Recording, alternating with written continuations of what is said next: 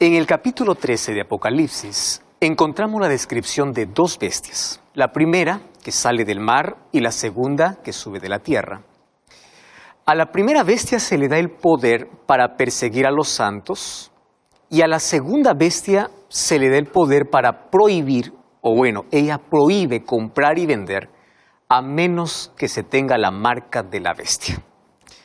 ¿Sabes que la palabra bestia puede ser una ofensa y hasta un insulto? Pero en profecía es un símbolo de poder. Cada vez que hablamos bestia, en profecía es poder. Y aquí se identifican dos poderes que obrarán juntos en el fin de los tiempos para poder perseguir y obligar a los seres humanos a desobedecer a Dios. Abre tu Biblia, Apocalipsis capítulo 13, versículo 1. Allí dice, vi una bestia que subía del mar. Y es interesante las características de este poder. Acompáñame allí. En el versículo 4 dice así, y adoraron al dragón que había dado autoridad a la bestia y adoraron a la bestia. Wow, significa que es un poder religioso que recibe la adoración de los seres humanos, ¿correcto? En el versículo 7 dice así, y se le permitió hacer guerra contra los santos y vencerlos. Wow. Y también se le dio poder sobre toda tribu, pueblo, lengua y nación. O sea, no solo es un poder religioso, sino también un poder político y de alcance mundial. Versículo 3 dice así, y vi una de sus cabezas como herida de muerte, pero su herida mortal fue curada y se maravilló toda la tierra y fue en pos de la bestia. Quiere decir que en un momento de la historia perdió su poder, pero ahora impone el respeto y la admiración de todo el mundo. El versículo 5 dice que se le dio boca para que hablase grandes blasfemias y arrogancias. Wow. Y el versículo 7 dice que se le permitió hacer guerra contra los santos y vencerlos. O sea, es un poder religioso, político y que persiguió al pueblo de Dios. Versículo 5 dice que su poder duró por 42 meses, que en un lenguaje profético equivale a 1260 años. Y allí viene la pregunta, ¿quién es ese poder? Aquí se está hablando de un poder que forzará la conciencia de la gente para que lo adore como éste lo determina. Entonces voy a hacerte algunas preguntas. ¿Qué poder, que además de ser religioso, ejerce una poderosa influencia política sobre todo el mundo? Presta atención. ¿Qué poder religioso ha perdido su fuerza política en algún momento de la historia y luego lo ha recuperado? Recuerda que el texto dice, vi una de sus cabezas como herida de muerte, pero su herida fue sanada. Recuerda lo que pasó en 1798 cuando Berthier, por orden de Napoleón Bonaparte, toma preso al Papa Pío VI y le quita toda su autoridad y poder. Otra pregunta, ¿qué poder religioso es respetado y admirado por reyes, príncipes, presidentes, ministros de Estado? Dice que ejerce poder en todo el mundo. ¿Y qué poder blasfemó contra Dios diciendo que es como Dios en la tierra? Incluso según Daniel 7:25 dice que ha cambiado los tiempos y la ley. Ahora, busca la ley de Dios en Éxodo capítulo 20 y compárala con la que lo conocen los seres humanos y vas a ver quién hizo ese cambio. Vas a ver que hay un grande cambio. Otra pregunta, ¿qué poder religioso ha perseguido a cristianos? Porque los perseguidos preferían seguir las enseñanzas de las Escrituras y no las que proponía ese poder. ¿Recuerda la Santa Inquisición? Todo esto son características del poder papal. Ahora, continuemos con la descripción de la segunda bestia. A partir del versículo 11, dice que esta segunda bestia sube de la tierra y que tenía dos cuernos, dice ahí el versículo 11, semejantes a los de un cordero, pero hablaba como dragón. O sea, es un poder que comienza como cordero, pero termina hablando como dragón. Tú sabes que el cordero simboliza a Jesús. Quiere decir que este poder fue cristiano al principio de su existencia, pero algo sucedió después que lo hizo hablar como dragón. Si vamos al versículo 12, dice que este poder pone toda su fuerza al servicio de la primera bestia y hace que la gente adore a la primera bestia. O sea, no pide que se le adore a él, pide que se le adore a la primera bestia. En el versículo 13 dice que es un poder que deslumbra, incluso hace caer fuego del cielo delante de todos los hombres. Y si vamos al versículo 14, dice que es un poder que además de darle fuerza a la primera bestia, exige que se le adore una imagen o una representación de ella. Una imagen, tú sabes que es algo que se parece al original, aunque no sea en realidad. Y el versículo 15 dice que es un poder que le da fuerza a esta imagen hasta el punto de decretar la muerte para quienes no lo adoren.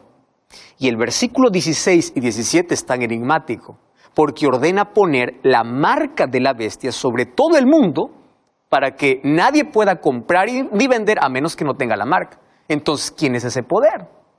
Aquí vamos a algunas preguntas.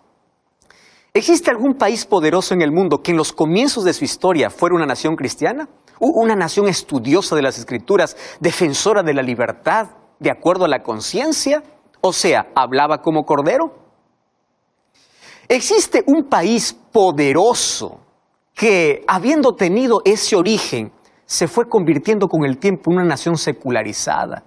Y hoy es la cuna de toda clase de ideologías y filosofías que no pasan de ser la voz disfrazada del dragón, como dice aquí la Biblia. ¿Cuál es ese país que deslumbra por su tecnología, su poderío militar y que la historia presenta como el único país que un día se atrevió a hacer caer literalmente fuego del cielo, destruyendo así a otras ciudades? Ahora, hasta aquí es fácil identificar también este segundo poder, porque está hablando de Estados Unidos de América en la profecía. Pero ¿sabes qué? La Biblia menciona otras características que se cumplirán en el futuro muy cercano. ¿Qué cosa es lo que todavía no se ha cumplido? Es que este país acogerá un día de la semana como símbolo del primer poder mencionado en el capítulo 13. Y este país va a exigir que todo el mundo adore a Dios en ese día y aquellos que no lo obedezcan no podrán comprar ni vender. Y Apocalipsis capítulo 13, versículo 18 dice, aquí hay sabiduría. El que tiene entendimiento cuente el número de la bestia, pues es número de hombre, y su número es 666. Y aquí aparece este misterioso número 666 que ha producido toda clase de especulaciones. Código de barras, la vacuna, un microchip en la piel. ¿Sabes que en la Biblia el número 7 es símbolo de perfección? Dios bendijo el séptimo día de la semana y le dio el carácter sagrado.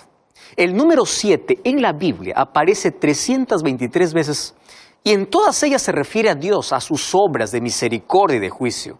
El número 7 es símbolo de Dios, es símbolo de su poder, es símbolo de su gobierno. Pero el número 6 aparece 92 veces en la Biblia. Y en todas las referencias tiene que ver con el hombre, con sus obras, con su herencia, con su destino. Y la Biblia dice que el hombre fue creado en el sexto día. Y a partir de ese momento el número 6 fue el símbolo de hombre y su relación con su imperfección. Entonces aquí el número 6 es repetido 3 veces. Si el 6 es el símbolo del hombre, quiere decir que aquí existe un poder desesperado, que en su desesperado intento humano quiere alcanzar la perfección divina. Un poder que pretende ser Dios pero no lo es. Un poder que exige que los seres humanos lo adoren, pero solo es un poder humano. Y su engaño consiste en pretender que los hombres acepten lo humano como si fuera divino. Intenta tranquilizar la conciencia de los hombres, haciéndoles creer que sirven a Dios, cuando en realidad son súbditos del enemigo disfrazados de un poder religioso. Cuando nosotros vamos a Apocalipsis capítulo 7, versículo 1 al 3, encontramos que antes que los vientos de destrucción soplen sobre este mundo, los siervos de Dios serán sellados. ¿Y para qué? Para protegerlos de la furia de los castigos que caerán sobre nuestro planeta. Y es interesante notar que en Apocalipsis encontramos 2 grupos. Unos serán marcados y otros serán sellados.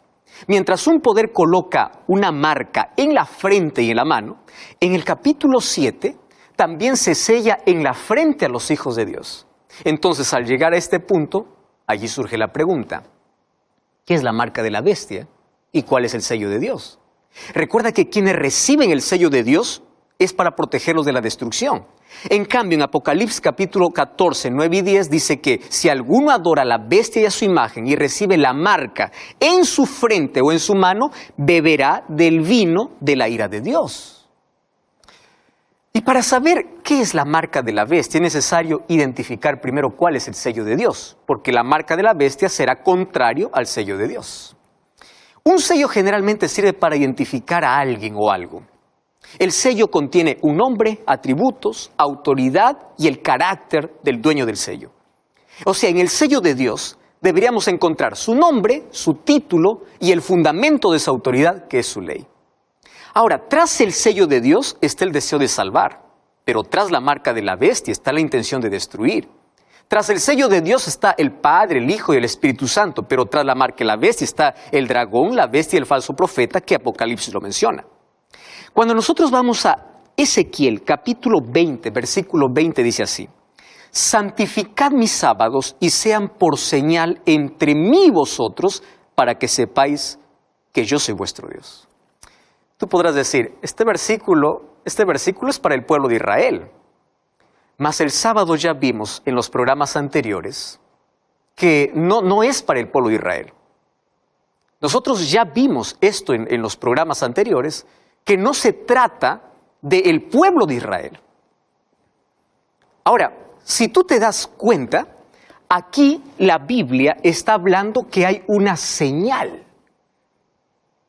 Y esta señal es para el pueblo de Dios. El sábado no fue hecho para los judíos, sino fue hecho para toda la humanidad.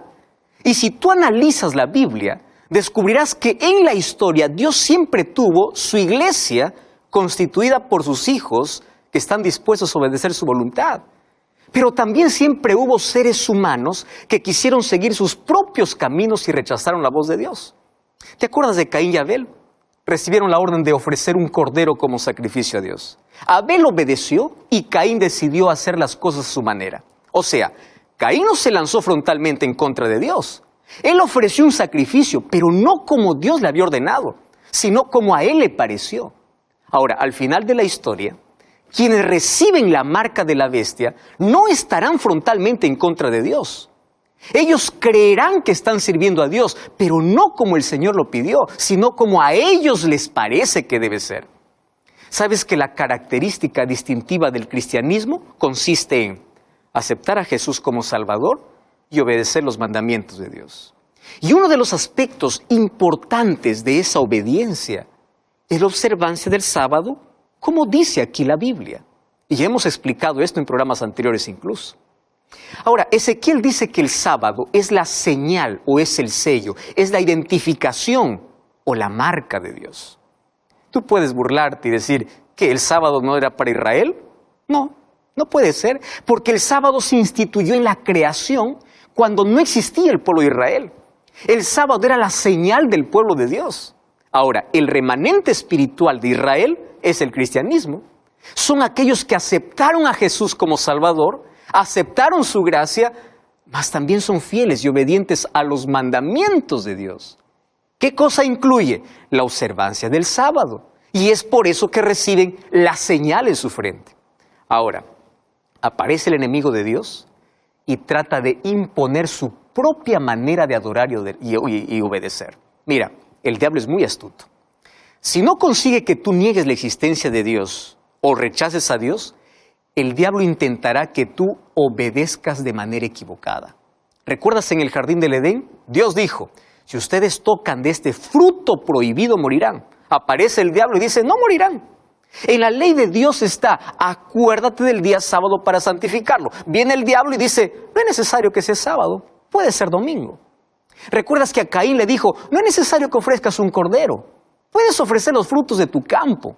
O sea, no es necesario hacer las cosas como Dios pide. Tú puedes hacer lo que mejor te parezca. Y justamente allí está el peligro. Pensar que estás sirviendo a Dios cuando no es así. Pensar que estás obedeciendo cuando estás realmente obrando en contra de la voluntad de Dios. Mira, busca en tu Biblia y trata de encontrar una sola declaración que diga que el sábado no es más el día del Señor, que fue cambiado por otro día, por el domingo. Entonces tú te preguntas, ¿por qué entonces la gente guarda otro día que no es el sábado? Ahora, nosotros ya vimos en el programa anterior argumentos de cómo apareció en la historia y que ese cambio fue humano, no fue divino. Ahora, si el sábado es el sello o la señal de Dios, ¿cuál la marca de la bestia?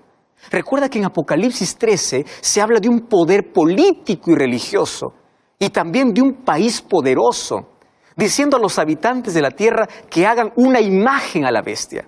Una imagen es una representación de algo. Ahora, ¿cuál es el poder que está detrás del domingo como día de reposo? Apocalipsis capítulo 13 dice que ese poder hará que todos, chicos y grandes, ricos y pobres, se pongan la marca en la mano derecha o en la frente para que nadie pueda comprar o vender si no tiene la marca en su, la marca en su mano, en su frente. Ahora, aquí la profecía indica que llegará el momento, un momento en la historia de este mundo, cuando los que guardan el sábado no podrán comprar ni vender. Tú podrás preguntar, esto es un delirio, esto es una fantasía. Veamos lo que pasa hoy mismo. Hoy estamos viviendo en tiempo de libertad religiosa. Tú ya viste cómo muchos jóvenes que observan el sábado no pueden rendir sus exámenes universitarios que no sea otro día cuando cae en sábado. Y eso que estamos viviendo en libertad. ¿Tú ves cuánta gente pierde el derecho a trabajar porque no le pueden dar el día sábado libre? Solo que esto no es un asunto que se limita a una cuestión acerca de sábado o domingo. El tema de fondo es obediencia y adoración. En Apocalipsis capítulo 14, versículos 6 y 7, vemos que se levanta un grupo de personas simbolizadas por el ángel que proclama en voz alta el evangelio eterno, porque el evangelio no cambia. Siempre ha sido salvación por la gracia de Cristo y obediencia a los mandamientos de Dios. Y este grupo dice, temed a Dios y dadle gloria, porque la hora de su juicio ha llegado. Adorad a aquel que hizo el cielo, la tierra, el mar y las fuentes de las aguas. Qué curioso, está en el último libro de la Biblia. Compara esto con el cuarto mandamiento. Éxodo 20:11. Dice, porque en 6 días hizo Jehová los cielos y la tierra, el mar y todas las cosas que en ellos hay, y reposó el 7º día. Por tanto, Jehová lo bendijo y lo santificó. ¿Te parece coincidencia que el último llamado que Dios hace a la humanidad contiene casi las mismas palabras que Él pronunció cuando declaró que el sábado es un día santo?